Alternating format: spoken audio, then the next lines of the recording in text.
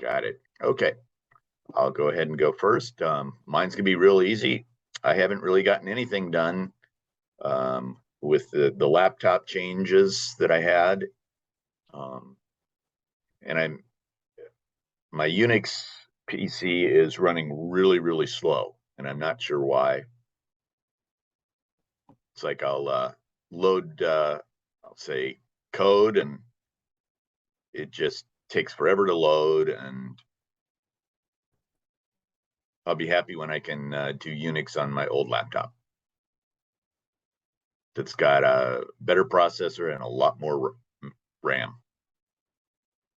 But I still want to get that Turtle sim working so that I can, what I'm wanting to do is incorporate the Turtle UI, I think it's called, where you can use the arrow keys to make it move, but be able to put add a auto mode where it'll then just kind of bounce around the edges.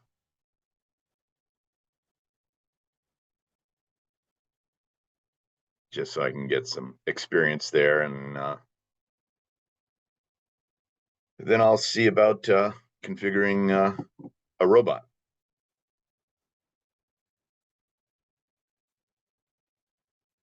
One step at a time.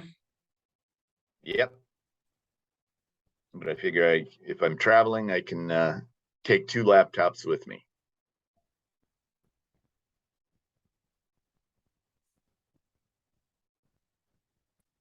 Just don't lose them if you're traveling. No. And don't put them on standby and put them in your laptop bag. I think you had a problem with that one time. Yep. It overheated. Yeah.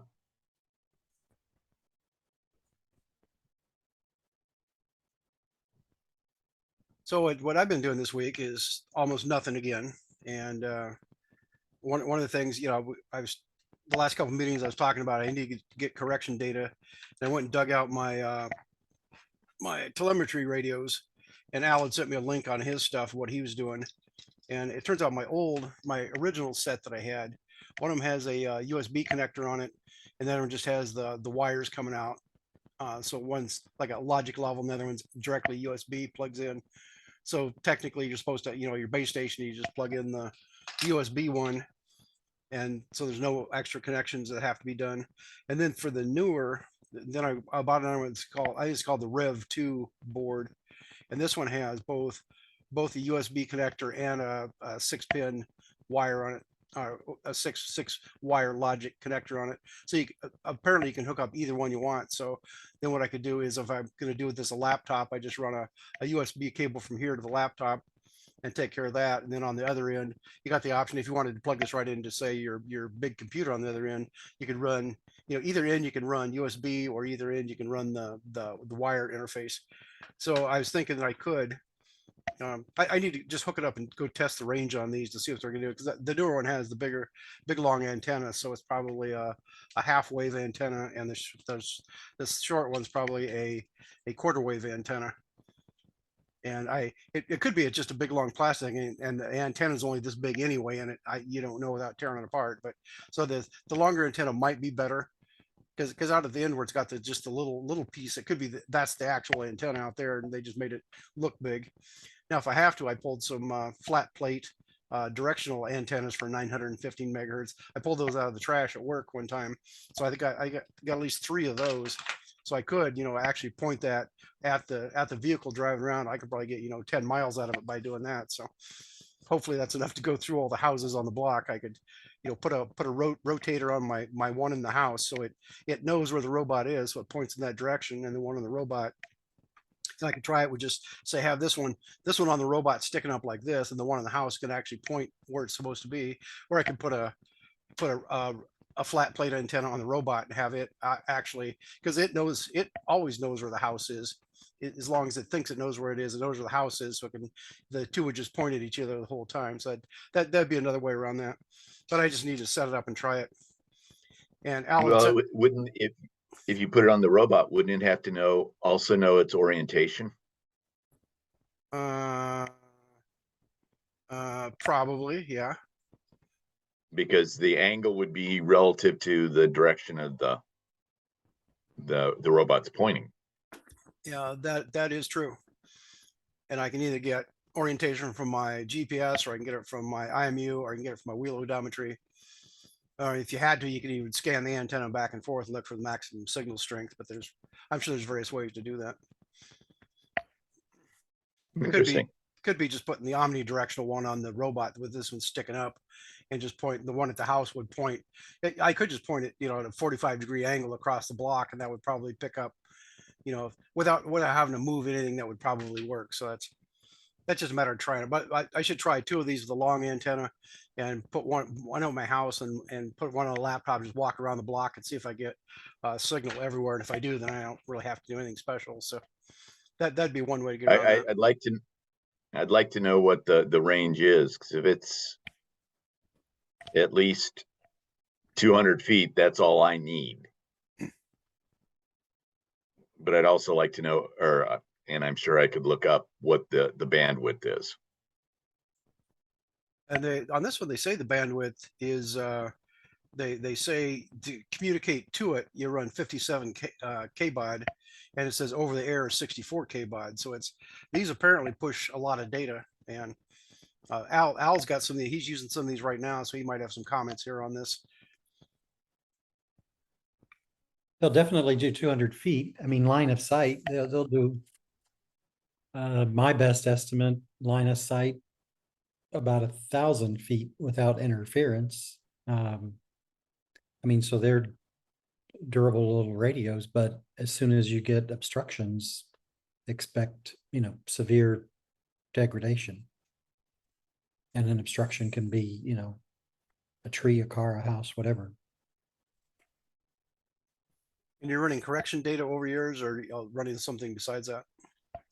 I'm using mine for correction data. Yeah, between the my base station and rover, because I don't have access to an N-trip or whatever that language is. I don't have access to a CORS site or some other N-trip data.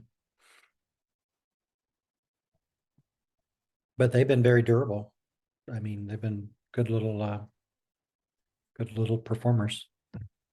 Fragile. I mean, they because you're soldering those wires, and as you see the I don't know even if that's a JST plug. It's a small plug, so you're not going to unplug and plug that in 1,000 times.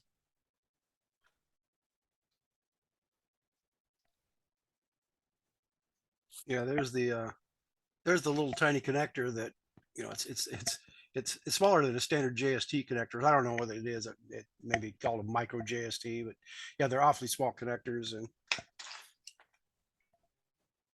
what was the other thing I was going to say? These are originally meant to put on, like, say, model airplanes and the quadcopters, and you can send data back and forth, and it keeps all your telemetry. And I don't know if they push video over these or not. They might have like a trimmed down video, like just a more of a snapshot type thing. They might send that across. I don't know if they do it or not, but I didn't really care too much. I just wanted to send the slow correction data across. It was my thought. So if you do get to the point of wanting to have a antenna tracking tool, there's a lot of, speaking of video, I think, what do they call it? FPV, first person video. There's a lot of the radio control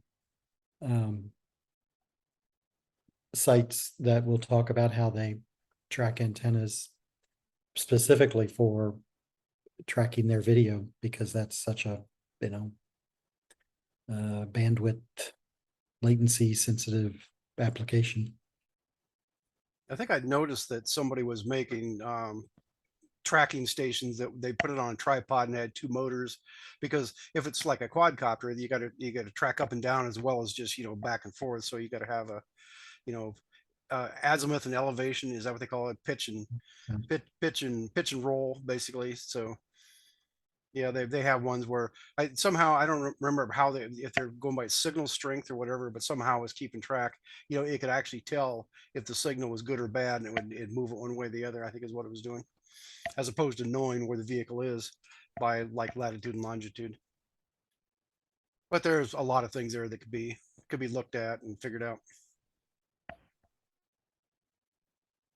Or you'll find that you can juice up the power of those too. So you can just juice up the power and try to force your way through.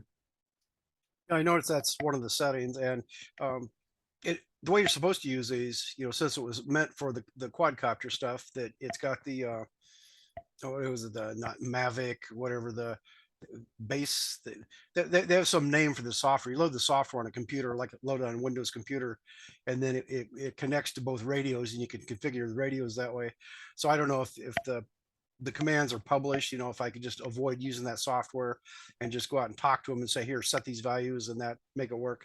So there'd be a whole bunch of stuff there I'd have to figure out. It just, again, first I just want to hook them up and verify that I can send data back and forth and see if see how well the range works. And it could be if the range is going to work perfectly without doing anything, then I can go track down all this other stuff. And I think I've had these configured before because I've got one of them, this one here. This one here is one of the newer ones. And I see I've got one end, it's got a connector that probably went in one of the FTDI adapter boards. And this one, I think I just had it's a USB cable that I just hooked up. Looks like it's got power and ground coming out. So I was getting power from that. And so apparently at least these two radios, so this one and the one with the USB connector, I probably had those talking to each other at one time. So they might be configured right now. If I just plug them in, they might work. And then the bigger ones or the newer ones, I'm not sure if those are configured or not. So that'd be just a matter of plugging it in and seeing what it does. That would give me something to play with. And again, Yeah, the notes I sent you, I mean, they were just rough notes. So if you get into those and you want to talk through those, happy to do that, because I, like you, had to program them with, I think, a transmitter ID. And the easiest thing I found was using that software that you referenced. There might be other ways, but I never tried to figure that out. Yeah, I remember when I did this, I did load up that exact software and was playing with those menus that they had, and that's how I did all my configuration. And I don't, at the time, I don't remember why I set them aside, but I just had, I guess, other ways to do things. So that's what I ended up doing. So now I just pulled them out of a box, and yeah, here they are, and I'll have to see what they do. Yeah, I'm just pulling it up now. I did use the Ardu Pilot Mission Planner software and use that to get the I think they call it a net ID or transmitter ID onto it. But after that, they've been rock solid. When you start them up, you don't have anything special, do you? You just simply turn them on and they just start sending data. So it's not like the AT&T Verizon hotspot or wherever it is. You had to go through the menus and turn this on and turn that off every time you try to run the thing. And that was very annoying. Yeah, they just find themselves. Once you get the transmitter ID cooking, they will just find themselves. And I think the LEDs blink a little bit differently if they're searching or if they've found their mate. I just took two Arduinos and connected them up via these radios to get started, just so everything was close and nearby. But yeah, they fire up and find their mate and go on about their business. I'll try that here one of these days and see if that works. And then I've also got the LORA radios. I'll have to see if I can leave my remote control LORA radio running and put a second one on just to send correction data. That may be another option on that. So, and I could even run, if I'm either short range or out in the open, I could probably run Wi-Fi between a base station and the robot too. So again, it's just like everything else. You got lots of different options and it may or may not do what you want. Now, one problem is if I take this over to the park, I think, well, it'd be nice to take it to the park and drive it up and down the grass, because it'll leave tracks in the grass. So you could actually see the pattern that it's making when you're driving around. But I won't have the internet available there. So I could take my front on this vehicle here, take the front antenna, and actually right now my both modules are inside of a second plastic box that's not showing here. I could take that off and build a base station. So I just, take it with me, put it on a tripod, set it on the ground, turn it on, and then I'd lose my heading information, but that's not the end of the world. So that's another option. I can just take that with me. So anywhere I go, I just stick my tripod on the ground and turn it on, and then go drive around. And then when I'm done, I just take it all back home. Easy peasy. Yeah, I haven't figured out on the base. I've never actually built a base station before, so I don't know how much, actual configuration you got to do, and if it has to know. I think somewhere it says you have to tell it where it's at, so you have to give it latitude and longitude. And I think the U-block stuff has something called a survey mode. So you turn it on and put it in survey mode, and it'll go for several minutes and take an average and say, okay, this is where I'm at. And most of the stuff I'm doing just for driving around out in the middle of the park, I don't really care. I can just turn it on and say, take the first reading it gives me and say, this is where you are, regardless of how accurate it is. I don't really care. So I just need to get the correction data and send it. And if I'm off by, even off by several meters, it should, once it's running, it should be repeatable for the rest of the day. So that's just another thing to think about. I guess the only other thing that came up was I found somebody threw away a real type lawnmower. So it's one of these push mowers that's got the blade that spins around inside of it.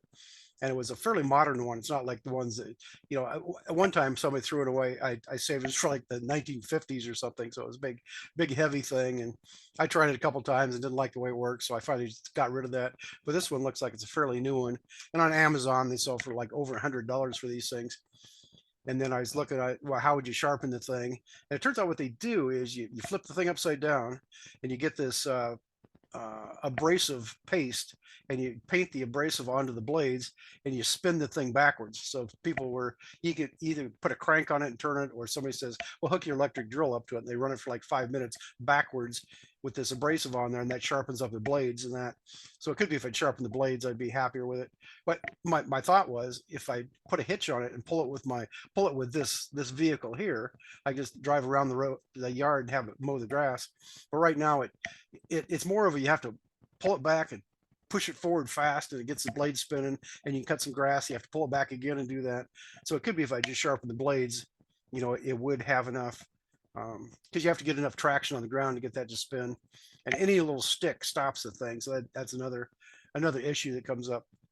So that's something else I can play with if I want to. I drove by it several times. In fact, I saw it there, and then I stopped, and the guy in the yard says, hey, it works great, it's yours if you want it. And I looked at it, and I thought, I'm trying to get rid of junk. I don't need more junk. But just like a month ago, I was thinking if I had one of those to hook on this vehicle here, that would be great. So I went back another day and picked it up because nobody else seemed to want it.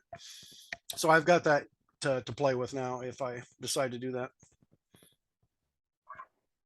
I've had various other thoughts this week, but that's, I could tell more stories about the fiber optic installation, but we can save that for later, so everybody doesn't have to hear about it. So I guess that's all I got for right now.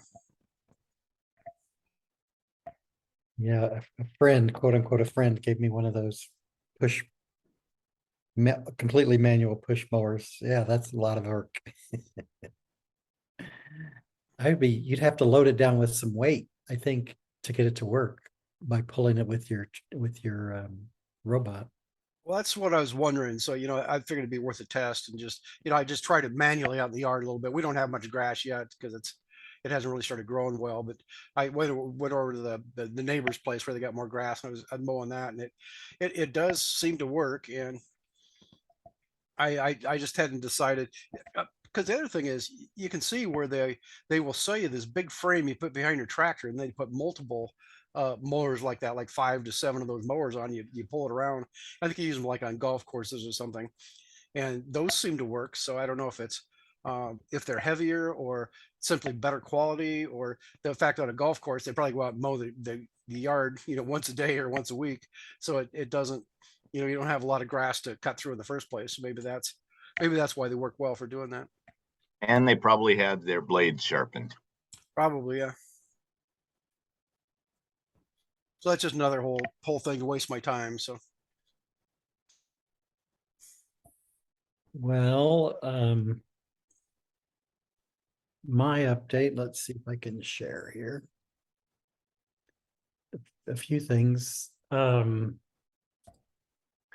So in one of my programs, I have to use a number of variables and to track, I have to change them periodically. So they're variables like what's the furthest to turn to the left, what's the furthest to turn to the right.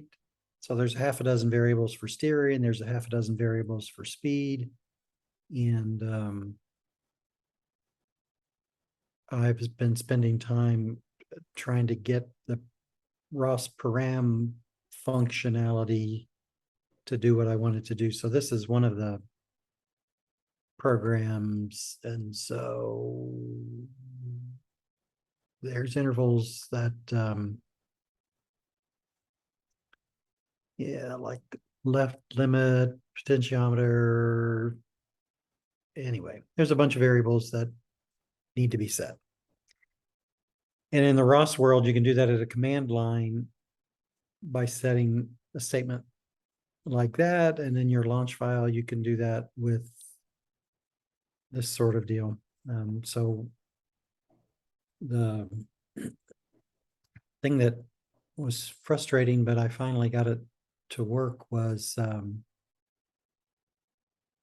think this is just a sample program. Yeah, this is just getting one line to work, which is this line. Read those parameters and make those available to this array. So that program's out on GitHub if you want to use it or change it for your own needs. But what was really fascinating, frustrating, crazy is the biggest ROS-Serial library that I was using, and by biggest I mean has the most downloads. It would work partially and it wouldn't give me any error messages, but it was failing like every minute. And the second biggest ROS-Serial library wouldn't even load. I would get sync errors, and this guy finally worked. So that was rather peculiar and frustrating, but I've gotten it to work at the moment.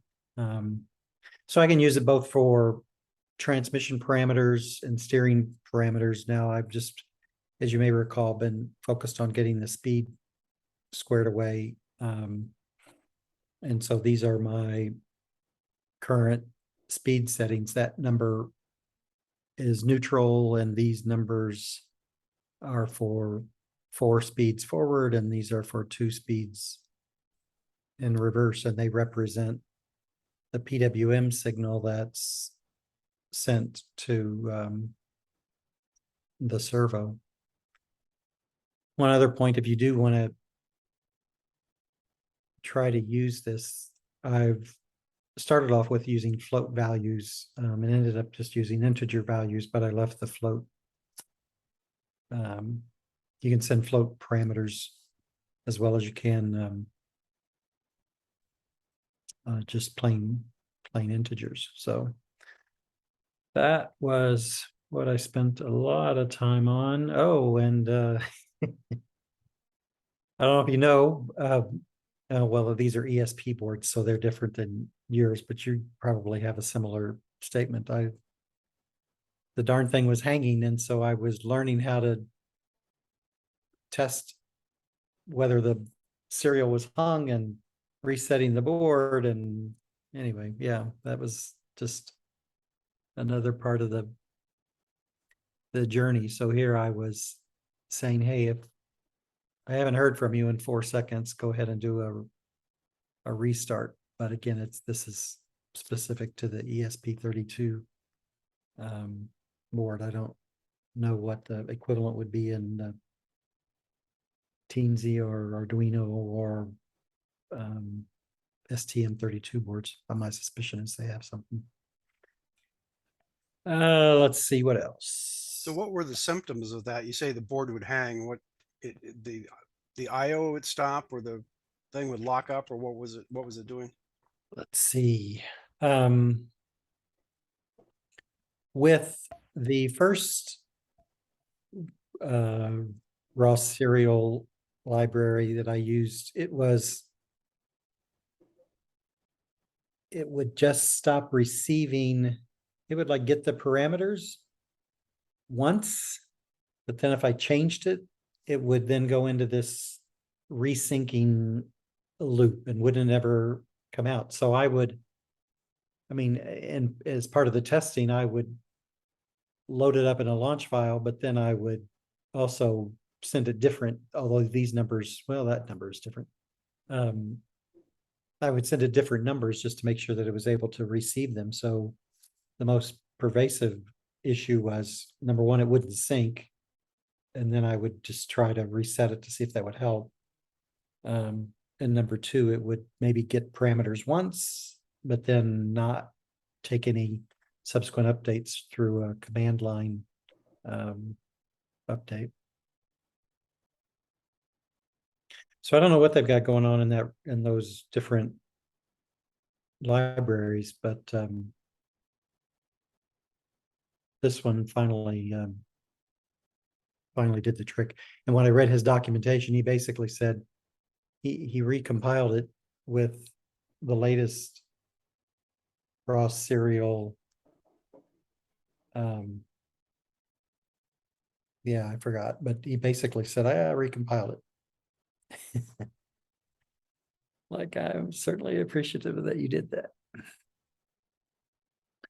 Let's see what else. Safety switch. So I have a safety switch in my code.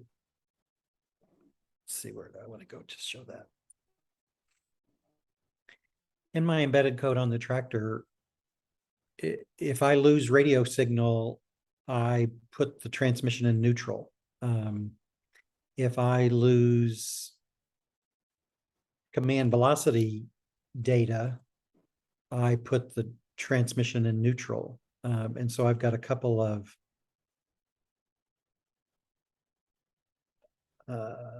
switches set that basically show that. And that code is, yeah, right here. Oh my gosh.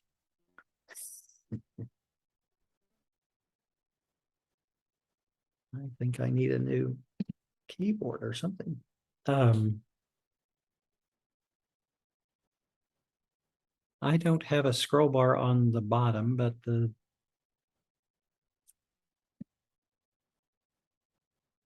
why is that showing the way it's showing? Because your line was too long, so it moved over to help you out. And the scroll bar, you have to scroll all the way to the bottom to find the scroll bar, just because somebody chose to do it this way. There's your scroll bar. Thank you. You probably do a control end to get to the end, get to the bottom to do that if it does that again. Oh, you have smaller text, it may not do that to you again. Let me make it bigger so you can at least see it. So this is the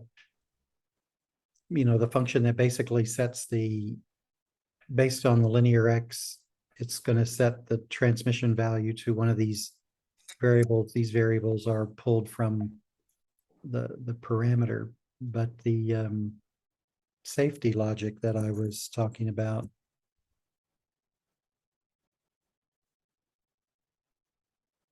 is, this is an example. This is the code that basically says which mode switch is set on my radio control. Is it meant to be sort of standby, put the transmission to neutral, or is it manual, and whatever I put in the radio control, it'll go that speed? or if it's in mode 2, it is going to take linear X commands and control the speed based on the linear X commands. So this one works if the LORA is received and the command velocity is received and linear X is greater than 0 and mode switch is in 2. Unfortunately, this command velocity switch is getting set to 0, and then it falls down into here and says, hey, something's wrong. Set the transmission to neutral position. So I was in the middle of trying to go back and see. This is what it looks like in a plot juggler, by the way. You know, it's going along trying to deliver whatever that is, 285, 286. And then command velocity switch kicks in and it's like, oh, I need to go to neutral. So it's just like neutral, 50% neutral, 50% neutral, 50% back and forth. And so I was in the middle of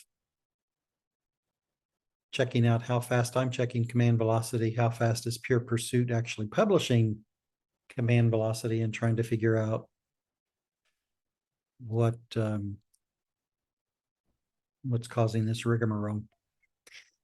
And this is just a screen print of my debug publishing called Chatter to show me the various variables. And here I can see, you know, command velocity is 2, but mode is set to 2. LORA is fine, but command velocity is getting, that was the smoking gun to say it's the command velocity safety function that's stopping it. So anyway, I was in the middle of looking at Pure Pursuit, and it's published on line 281, but I haven't figured out quite how fast it's being published yet. So that's where I'm at. Some other interesting things to share. I did see this STM32 ROS-Serial library when I was poking around, so thought I would just mention that. I don't remember what this guy was doing. Oh, these guys have an open mower. I thought that was interesting project that they're working on. It's ROS based.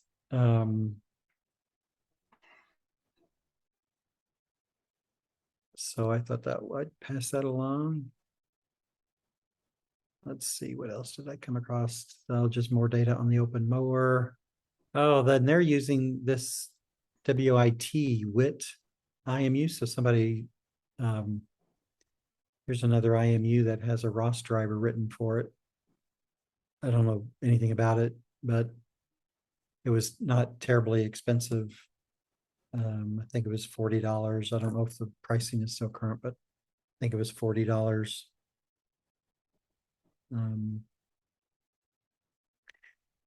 Open mower, WIT IMU.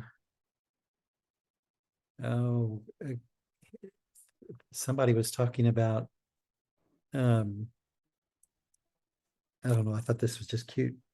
This $350 track must be 30 years old. Craftsman Sears and Roebuck. Tells you how old it is. Sears and Roebuck snowblower. Like, yeah, that would be an interesting project to a cheap way to get a track vehicle. These are random thoughts, as you can tell. But the more interesting thing is ESP now. Again, I know you guys aren't ESP board users, but these ESP boards, in order to handle Bluetooth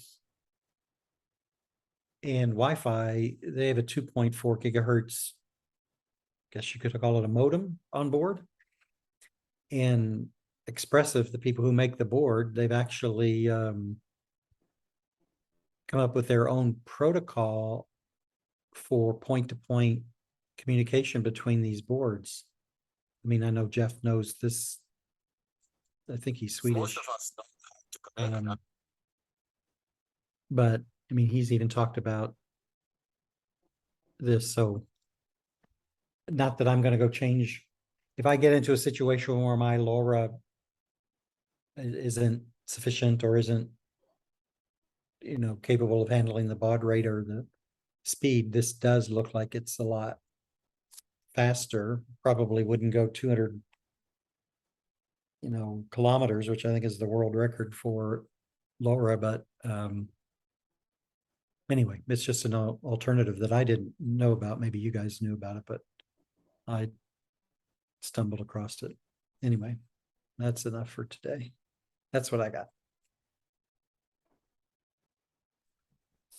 So those notes you were just showing, that is that out on your GitHub, or is that on your computer?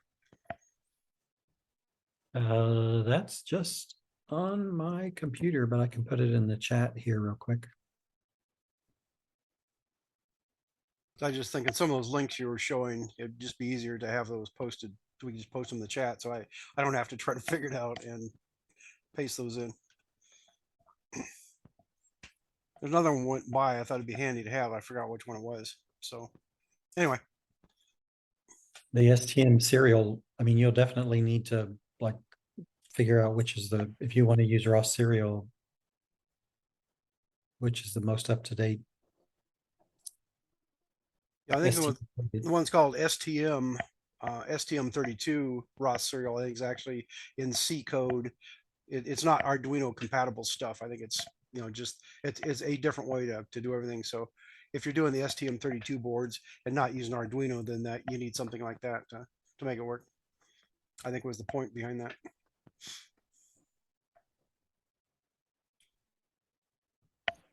Yeah, so my next step is to dig into Pure Pursuit and try to figure out why my command velocity is what rate it's supposed to be publishing and what's a safe rate before I have to put it in neutral, because right now it's stalling out after half a second and I'm going into neutral. Another way to handle that, it kept banging back and forth, going from neutral to 50%, neutral to 50%. Have it so once it goes to neutral, you have to push a button on your transmitter or something, say put it back in operational mode, and that it won't keep banging back and forth. Once it stops, it'll sit there and stay stopped until you manually say no, reset the thing and go again. So you could do something like that. So either do Make it on it latching. Yeah, basically say just latch in the fact you want to stop, and then just have a button somewhere that says maybe if you just take it out of drive mode, put it back in drive mode, that resets it, or just have a push button or whatever's the quickest way to do that. But just have it so you have to tell it no, it's okay to go again, and it may immediately kick out, but that's a way to keep it from just banging back and forth like it's doing there.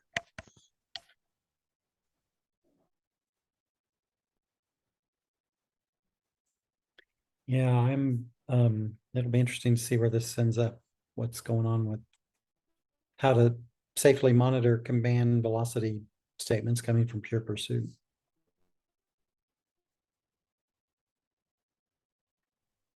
It might just been something funny about your logic that was, that's why it kept banging back and forth like that too.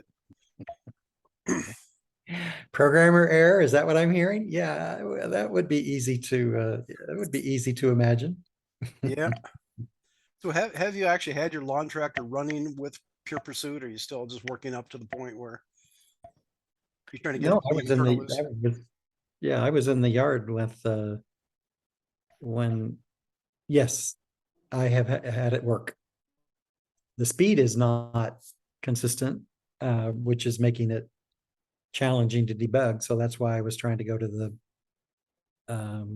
instead of using a PID on the speed control, going to stated numbers to deliver.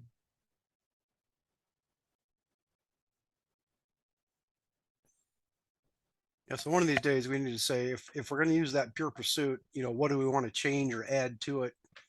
And there's obvious things like if that one reaches the goal, it doesn't stop publishing, and that would be nice to put in something to make it do that. What was the other thing I thought of? What do you mean by stop publishing? Well, it's like if this thing is sitting there doing nothing, it's not saying, it constantly publishes a speed of 0 and an angle of 0 if it's not moving. As soon as you tell it to start moving, then it starts putting out whatever commands to say move forward at this speed and set the angle to this. And then when you get to the final goal, the last point that you gave it, it will set the speed back to 0, but it keeps publishing zero speed the whole time. Now, if you have the point where once you get to the goal, it just stops publishing, then you can say fire up your joystick and talk to it. You can have something else control it while it's not moving.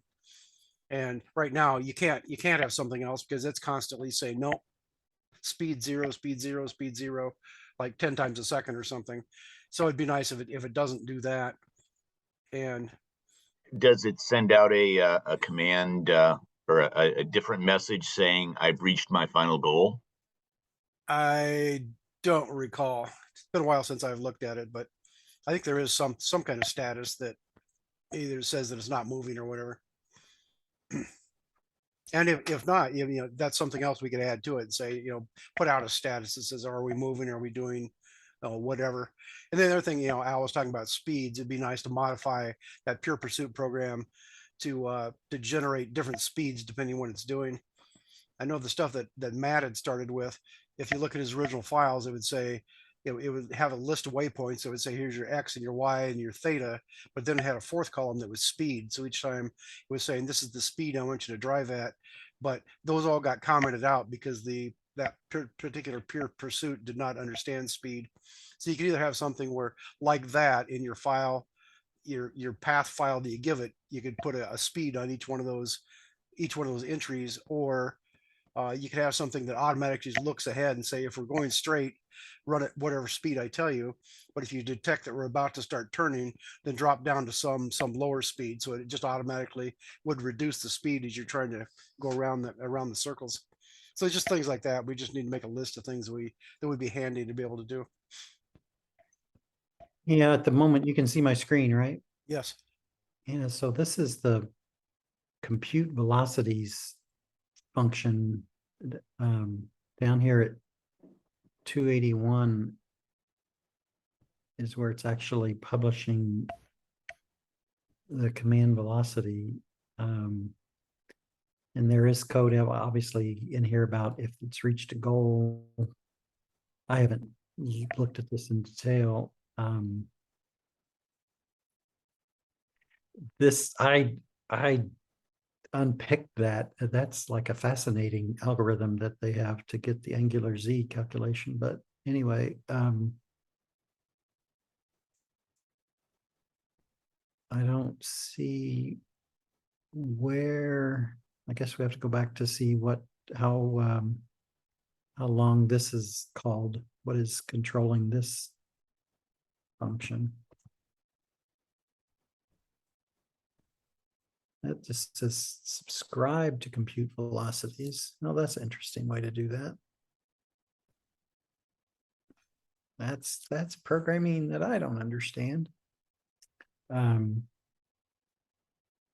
Well, what that's saying is you're subscribing to the odometry message, and when you get that, then that your pure pursuit is your callback, that pure pursuit compute velocities.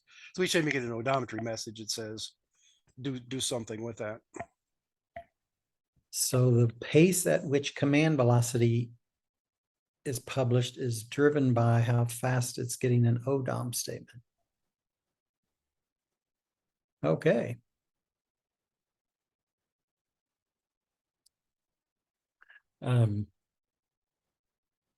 But anyway, that's what I'll be looking at when we get off the call.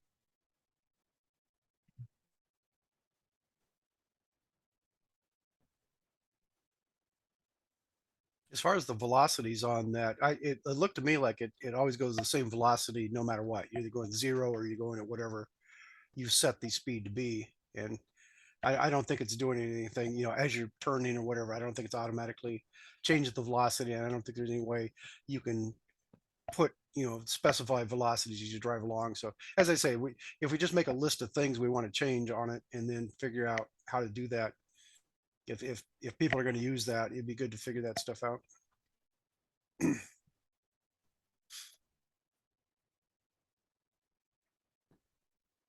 Yeah, I'm finding it one bug at a time.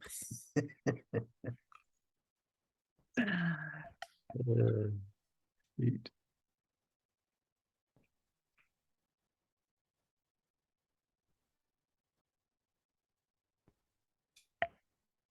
That's all I got, guys.